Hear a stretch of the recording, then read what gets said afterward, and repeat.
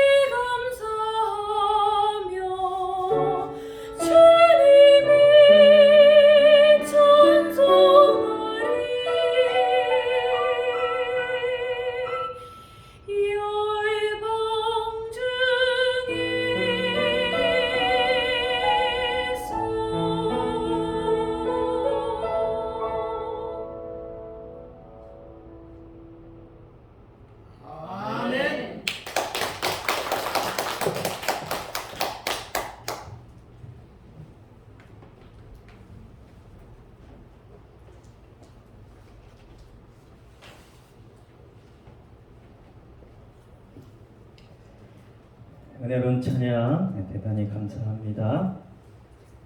오늘은 창세기 1장 26절로 28절 말씀, 하나님의 형상을 따라 창조된 사람 제목으로 잠시 은혜를 나누겠습니다.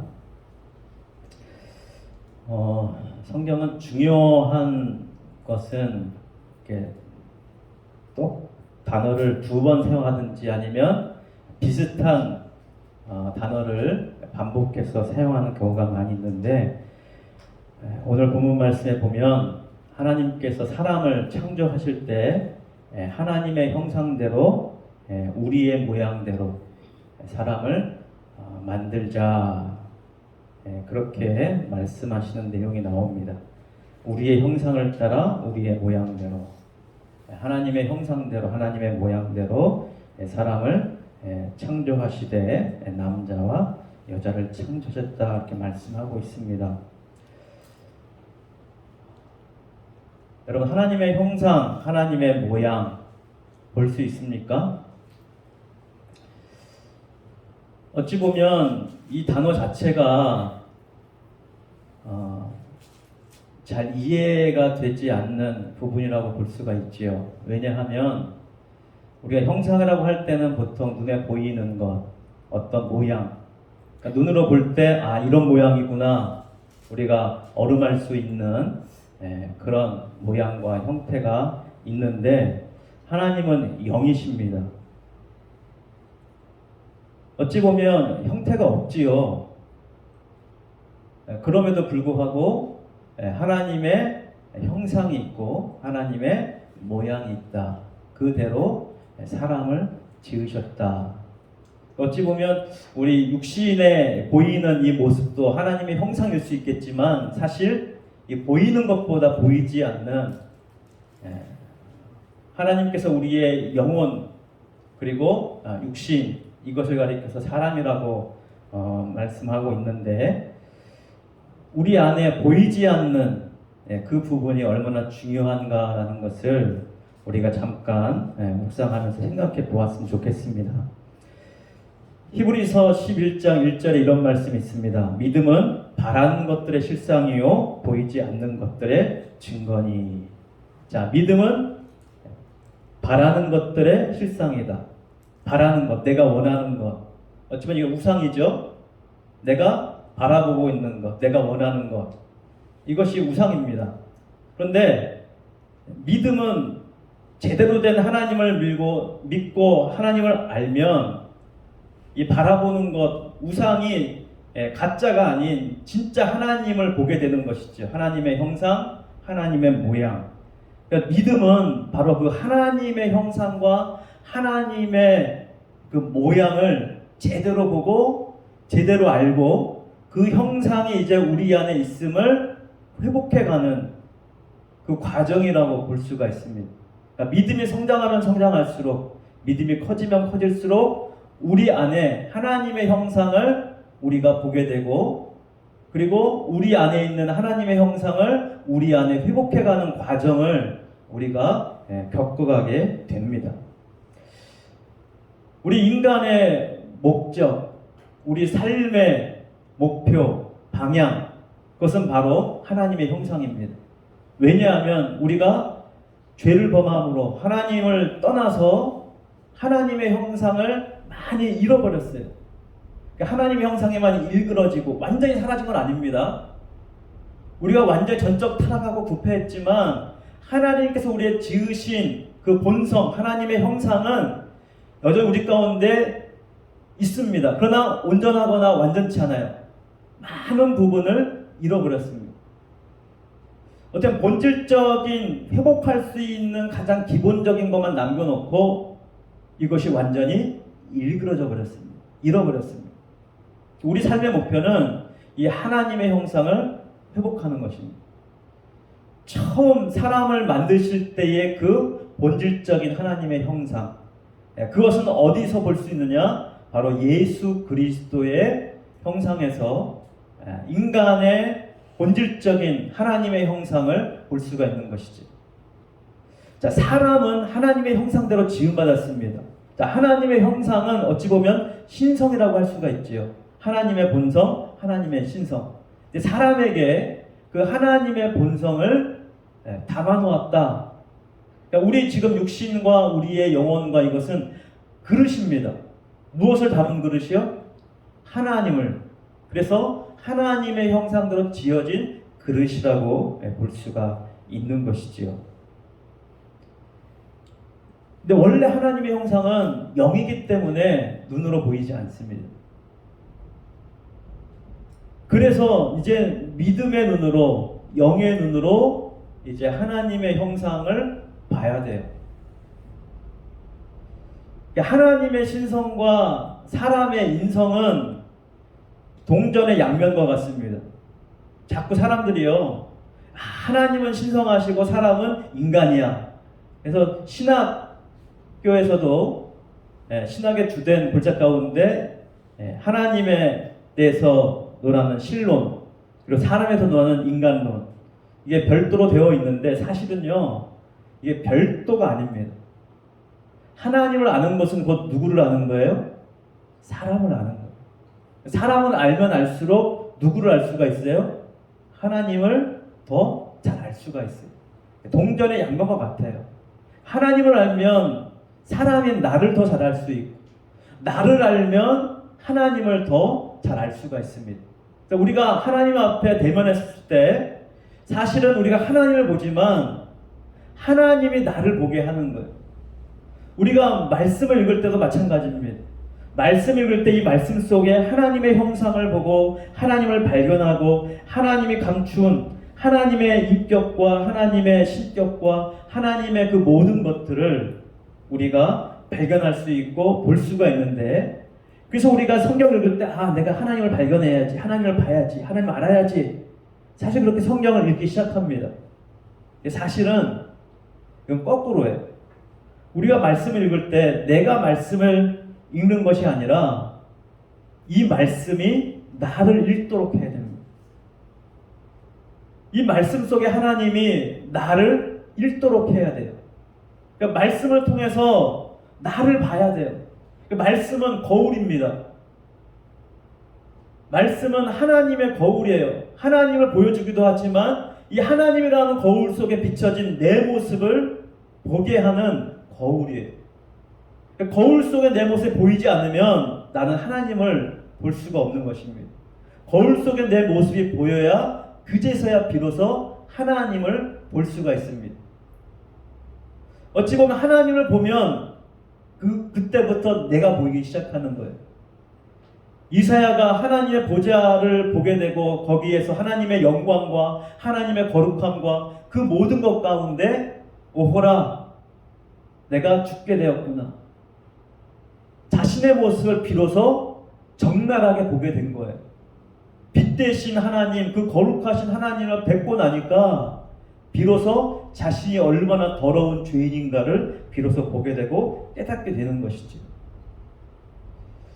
어찌 보면 그래서 우리가 이 말씀을 보는 것을 힘들어하고 어려워할 수도 있는 것이 아닌가. 왜냐하면 죄가 많은 내 모습을 보는 것이 쉽지 않아요. 고난 속에서 고통당하는 그 모습을 적나라하게 드러내는 것이 사실은 쉽지가 않아요. 고통스럽고 때로는 괴로움이 많을 수밖에 없는 그러한 것이 말씀을 보는 것입니다. 나는 내 모습을 숨기려고 하는데 말씀은 자꾸 내 모습을 들추어내려고 합니다. 그러니까 때로는 짜증이 나는 거예요. 하나님, 내 이런 모습 자꾸 들춰내시면 어쩌십니까? 나는 감추고 싶은데, 나는 이거 들춰내고 싶지 않은데, 내 부끄러운 모습인데, 이 죄스러운 모습을 하나님은 자꾸 들추어내시려고 해요. 왜 들추어내십니까? 나를 정죄하시기 위해서 들추어내시는 것이 아니에요. 오히려 내 모습을 보고 내가 그 모습을 깨달아야 하나님이 비로소 나를 씻어주시기 때문입니다. 하나님의 형상의 요소가 있습니다. 우리가 보통 영혼, 마음의 요소라고 말하는 것인데 지성, 그 다음에 정, 감성, 그리고 의지, 이 세 가지를 보통 뭐 인격 혹은 하나님의 형상이다 그렇게 말합니다. 물론 하나님 형상 이 세 단어로 다 표현할 수는 없겠지요. 그러나 주요 골자가 지성, 감성, 그다음에 의지예요. 이것은 하나님께 있는 것인데 그것을 우리에게 주셨습니다. 왜 주셨을까요? 그래야 하나님과 내가 소통할 수 있으니까. 서로 통할 수 있으니까. 서로 통하려고, 서로 대화하려고, 서로 함께 공유하려고 하나님께서 우리를 하나님의 형상대로 지으신 것입니다. 어찌 보면 하나님의 것을 우리에게 주시려고 하나님의 모양대로 하나님의 형상대로 지으신 것입니다. 여러분, 내 모습은 누구의 형상입니까? 나의 모습은 누구의 형상대로 지음받았습니까? 하나님의 형상대로 지음받았습니다. 여러분이 한번 보시기에 거울 놓고 거울 앞에 서 있는 여러분 볼 때, 야, 내 모습은 하나님의 형상이구나. 그런 생각이 드십니까? 아니면, 아이고, 볼 때마다 참 한심스럽구나. 그런 생각이 드십니까? 아, 참 아름답구나. 그런 생각이 드십니까? 아니면 참 못났구나. 그런 생각이 드십니까? 야, 참 깨끗하고 보석처럼 빛나는구나. 그런 생각이 드십니까? 아니면 참 더럽고 추악하구나. 그런 생각이 드십니까? 사실은 하나님의 형상대로 지었다는 것은요, 하나님의 거룩함이 우리 가운데 있다는 것이지. 그래서 하나님의 빛과 하나님의 빛이 우리 안에 있어서 그 빛과 빛이 만나는 아름다움의 소통과 아름다움의 교통을 함께 공유하고 함께 찬란하게 영광스러운 순간을 만끽할 수 있는 그러한 존재인데도 불구하고 우리가 우리를 볼 때 한없이 때로는 좌절하고 낭망하고 실망하고 슬퍼하고 그런 괴로움에 빠질 때가 참 많이 있습니다. 어찌거나 하나님의 형상대로 지음받았다는 것이 잘 실감이 안 나요. 정말로 이게 하나님의 형상일까? 정말로 내 모습이 하나님의 모양일까? 의아할 때가 상당히 많이 있습니다. 여기에서 사실은 보이는 것과 보이지 않는 것에 자꾸 우리가 혼돈을 하게 되는 경우가 많이 있습니다. 인간은 눈이 있기 때문에 자꾸 보이는 것에 현혹되고 보이는 것에 끌리고 보이는 것으로 판단할 수밖에 없습니다.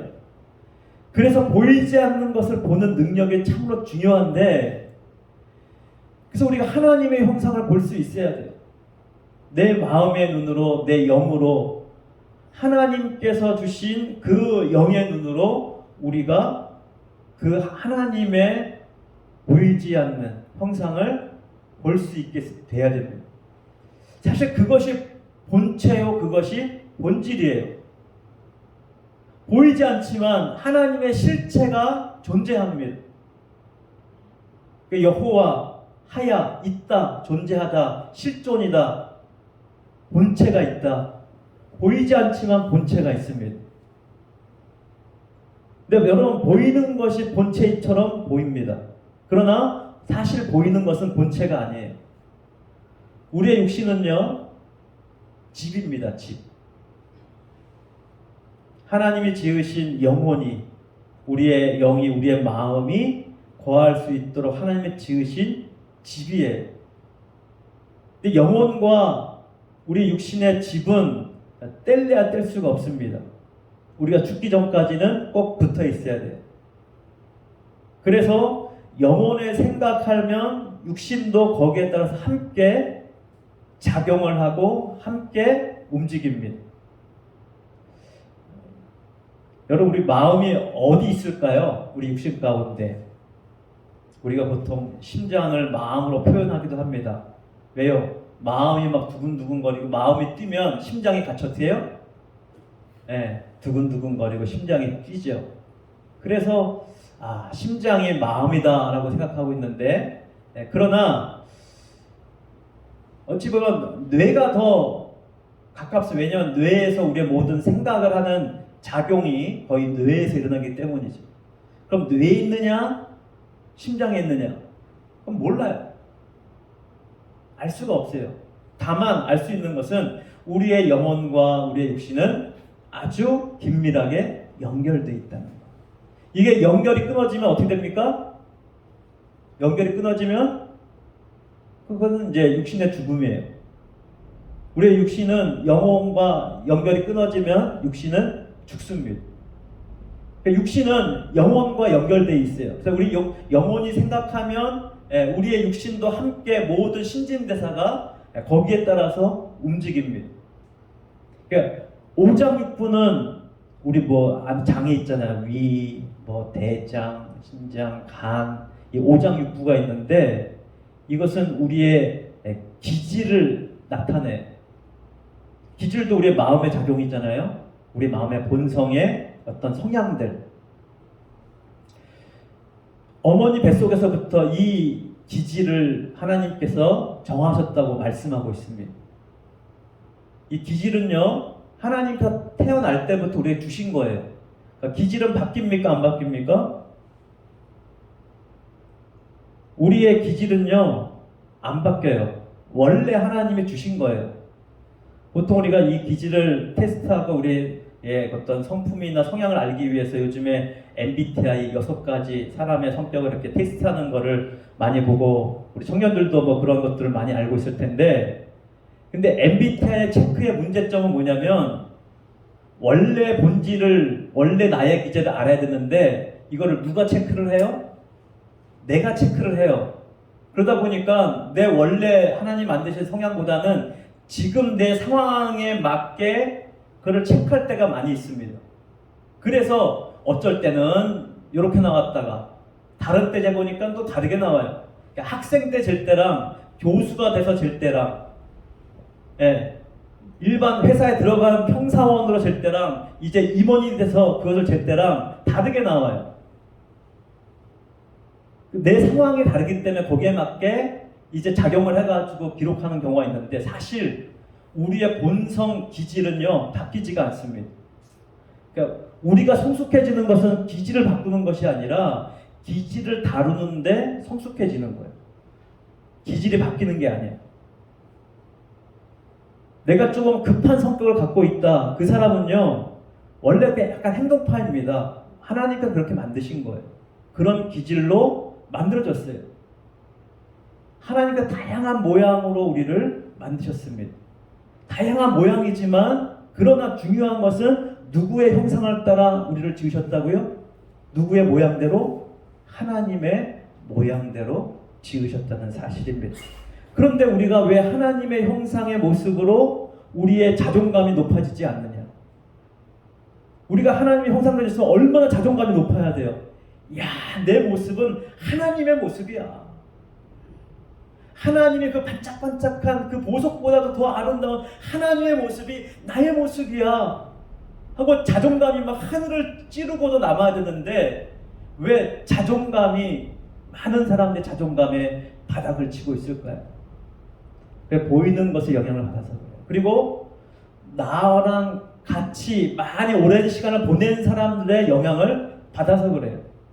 나랑 많은 시간을 함께 보낸 사람들이 나를 인정해주고 나를 사랑스럽게 대해주고 나를 막 칭찬해주고 그러면 내 자존감이 막 올라갈 텐데, 나를 볼 때 나를 칭찬해주기보다는, 나를 인정해주기보다는, 나를 막 사랑한다고 표현하기보다는 막 잘하고 사랑스러울 때는 대충 그래 잘했구나, 사랑한다 대충 얘기하고 넘어가다가도 우리가 좀 실수하고 잘못하고 넘어지는 모습을 보이면 어떻게 반응해요?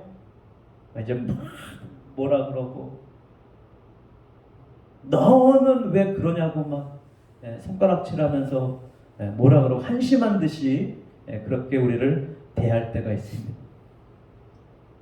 그것에 영향을 많이 받는 사람일수록 우리의 자존감이 낮아지죠.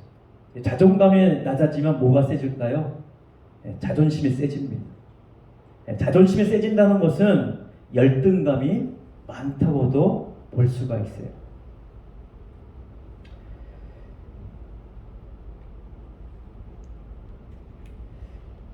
어떤 열등감 많은 아이가 엄마한테 어느 날 물었습니다.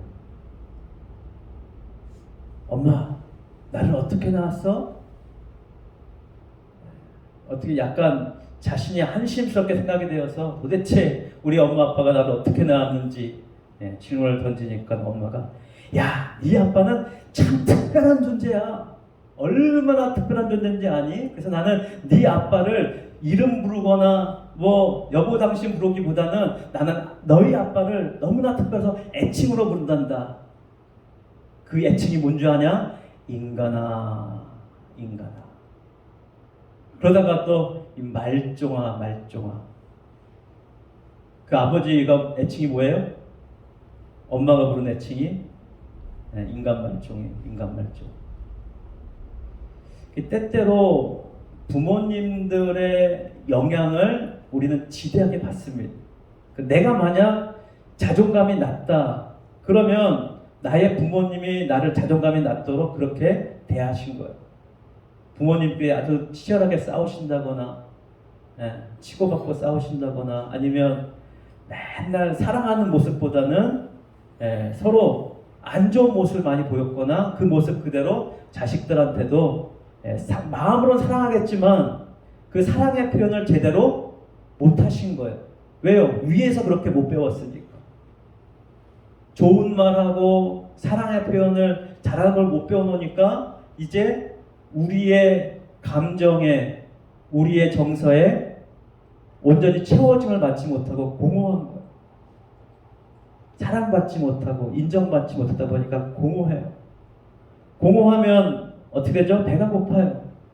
배가 고프면 자꾸 뭐 먹고 싶어져요. 그러니까 먹다 보면 어떻게 됩니까? 몸이 귀염둥이가 되죠.